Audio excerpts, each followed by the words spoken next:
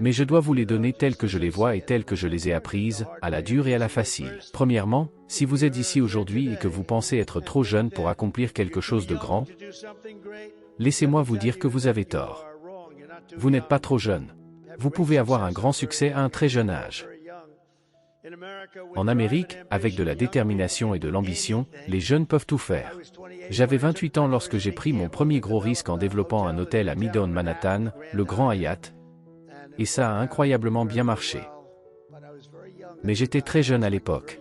J'étais comme une personne très jeune dans un business de personnes âgées, en quelque sorte. Steve Jobs avait 21 ans lorsqu'il a fondé Apple. Walt Disney avait 21 ans lorsqu'il a fondé Disney. James Madison, James Monroe, Alexander Hamilton, Thomas Jefferson. Ils n'avaient pas plus de 25 ans lorsqu'ils ont commencé les parcours qui ont gravé leur nom à tout jamais dans les livres d'histoire. Alors, à tous ici aujourd'hui, ne gaspillez pas votre jeunesse. Sortez et battez-vous dès le début, dès le jour où vous quittez cette incroyable université. Sortez et battez-vous.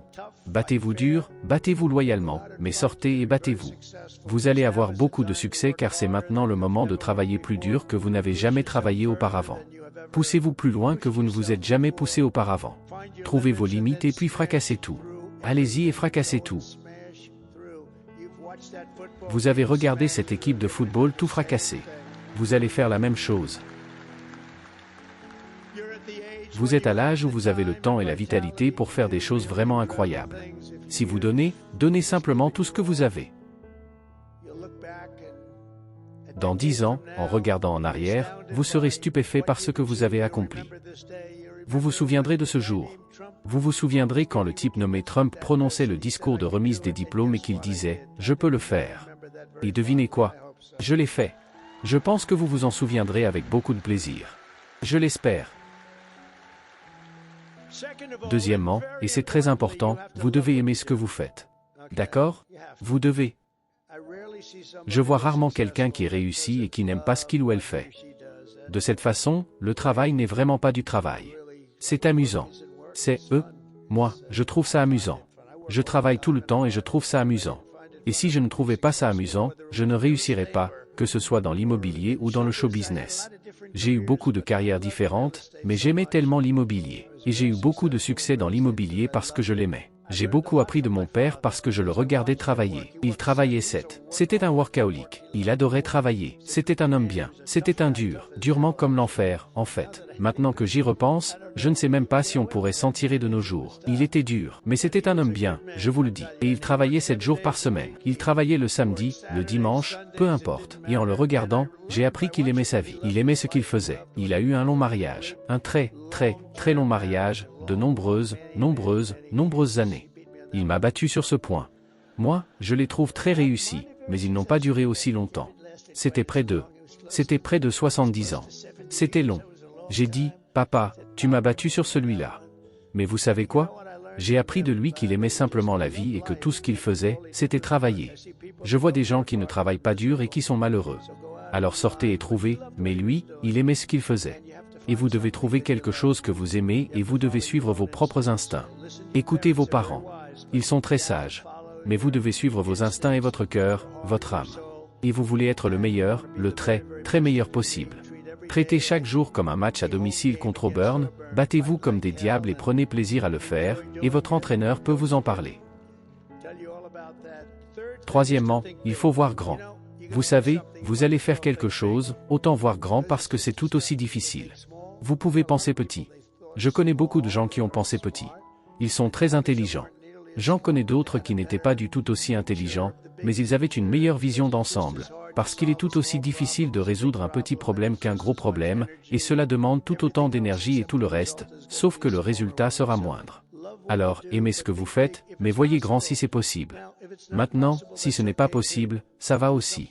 Vous faites quelque chose, vous devez faire quelque chose que vous aimez. Vous aurez tous les mêmes maux de tête et défis, tous les mêmes retards et revers. Donc, autant faire quelque chose d'extraordinaire. L'Amérique ne vise pas petit. L'Alabama ne vise pas petit et vous non plus. Alors, voyez grand quand c'est possible. Voyez grand. Quatrièmement, travaillez dur. Travaillez dur. Ne vous arrêtez jamais. Un exemple est un grand athlète, en fait, Gary Player, le golfeur, un grand golfeur. Il n'était pas aussi grand que d'autres hommes, il était même plutôt de petite taille. Ne lui dites pas ça, c'est un ami à moi, ne lui dites pas ça parce qu'il ne comprend pas ça. Mais il a travaillé très dur pour compenser. Il ne s'est jamais arrêté. Il a gagné 168 tournois de golf. Pensez à ça, 168. J'ai dit, Gary, tu gagnes presque tous les week-ends, est-ce que tu t'étouffes parfois ou quoi? Je ne sais pas ce que « joke » veut dire. Et il a fait une déclaration il y a des années que j'ai lue et que j'ai trouvée plutôt incroyable. Il a dit, c'est drôle. Plus je travaille dur, plus j'ai de la chance. D'accord? Pensez à ça. Plus je travaille dur, plus j'ai de la chance. Donc, vous devez vraiment travailler dur et vous allez réussir parce que vous avez le talent. Entrer dans cette école n'est pas facile. En sortir diplômé est encore plus difficile. Vous avez beaucoup de talent. Cinquièmement, ne perdez pas votre élan. Vous voulez juste le maintenir. Et vous devez savoir si vous le perdez, vous devez savoir quand vous le perdez. Alors peut-être que vous vous arrêtez et que c'est le moment de s'arrêter. Écoutez les retours. Réfléchissez très attentivement à votre plan et continuez à avancer vite. Le mot élan est très important. Je vais juste vous raconter une petite histoire sur un grand promoteur immobilier nommé William Levitt. Il a construit Levittown. Certains d'entre vous vivent peut-être dans un Levittown. C'était le plus grand promoteur de tout le pays dans les années 1940 et ainsi de suite, et il a construit ses emplois. Il a commencé avec une maison, puis 2 maisons, puis 20 maisons, puis des milliers et des milliers de maisons. Et une société, Gulf & Western, est arrivée et ils ont dit, nous allons vous faire une offre pour acheter votre entreprise. Et ils lui ont offert beaucoup d'argent, plus d'argent qu'il n'aurait jamais pensé pouvoir gagner. Et il a pris sa retraite, a perdu son élan. Il a pris sa retraite et a mené une belle vie. Il avait une femme, je dois vous dire. C'était une seconde épouse. C'était une femme trophée. Qu'est-ce que je peux dire? Je n'aime pas tout vous dire, mais nous sommes tous amis, non? On peut parler? Nous sommes tous amis. Il avait une femme trophée. Et il a vécu une vie différente.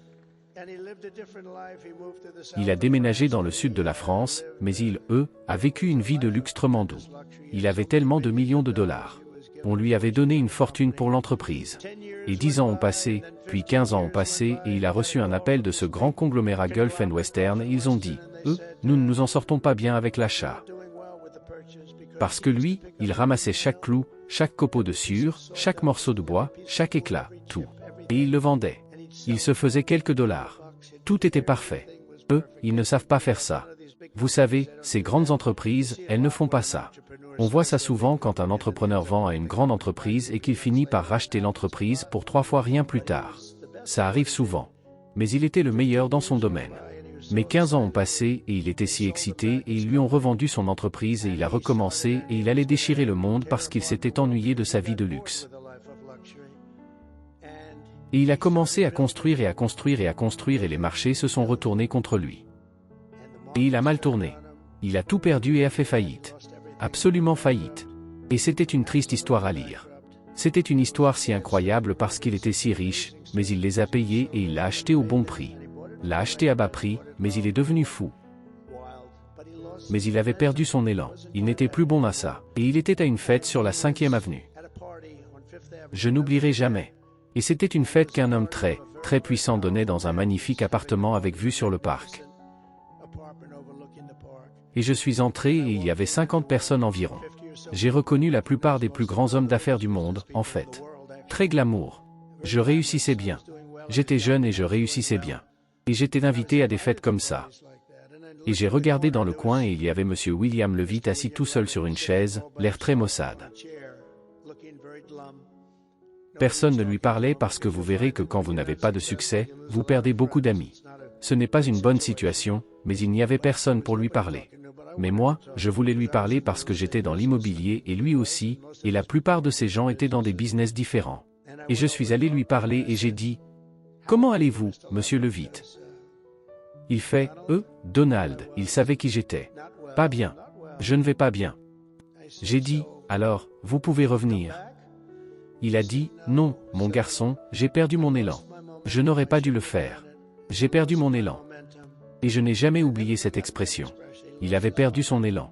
S'il avait continué au lieu de vendre, de se détendre et de mener une vie différente, il aurait probablement été 3 fois plus gros qu'il ne l'était. Mais il a perdu son élan. Et vous devez savoir quand c'est votre moment. Je veux dire, il viendra un temps où vous perdrez. On le voit avec les boxeurs. On le voit avec beaucoup de gens. Ils ont un grand palmarès et ils prennent leur retraite et puis 4 ans plus tard, ils disent « Je reviens. Je peux battre ce type. » Et ils se font assommer et ce n'est pas bon. Ce n'est pas bon. Donc, il a perdu son élan. Vous devez savoir quand le moment de votre élan est passé. J'appelle ça le « momentum time », mais suivez votre élan. C'est un mot très important. Vous ne l'entendez pas de beaucoup de gens, mais je l'ai vu. Je l'ai vu souvent.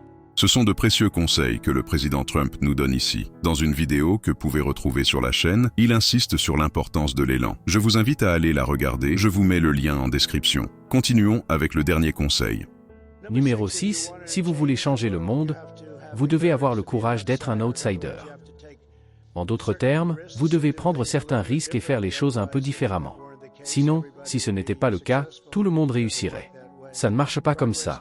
Le progrès ne vient jamais de ceux qui sont satisfaits des échecs d'un système cassé. Il vient de ceux qui veulent réparer le système cassé. Et vous gagnerez plus d'argent. Vous aurez plus de succès en agissant ainsi. L'autre façon est peut-être plus sûre, mais si vous voulez atteindre le sommet, vous n'y arriverez jamais à moins de casser le système. Le changement n'est jamais facile.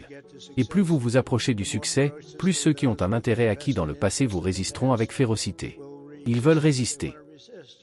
Alors je dis simplement, croyez-moi sur ce point parce que je sais que vous le faites vraiment. Vous devez casser un peu le système et suivre vos propres instincts. Mais si votre vision est juste, rien ne vous retiendra. Rien. Vous devez avoir la bonne vision. En résumé, tu dois retenir ceci. 1. Vous n'êtes jamais trop jeune pour accomplir de grandes choses. Steve Jobs, Disney, Jefferson, ils ont commencé très tôt. 2. Aimez ce que vous faites. La passion transforme le travail en plaisir et mène au succès. 3. Pensez grand. Résoudre un petit problème ou un grand, c'est la même énergie. Alors visez haut. 4. Travaillez plus dur que jamais. Plus je travaille dur, plus j'ai de la chance. 5. Gardez votre momentum. Ne perdez jamais votre dynamique, sinon tout peut s'écrouler. 6. Osez être différent. Le progrès vient de ceux qui brisent les systèmes dépassés. Partagez, aimez et dites-moi lequel de ces conseils est le meilleur que vous allez partager avec d'autres personnes. Merci et abonnez-vous. Je vous souhaite plein de succès.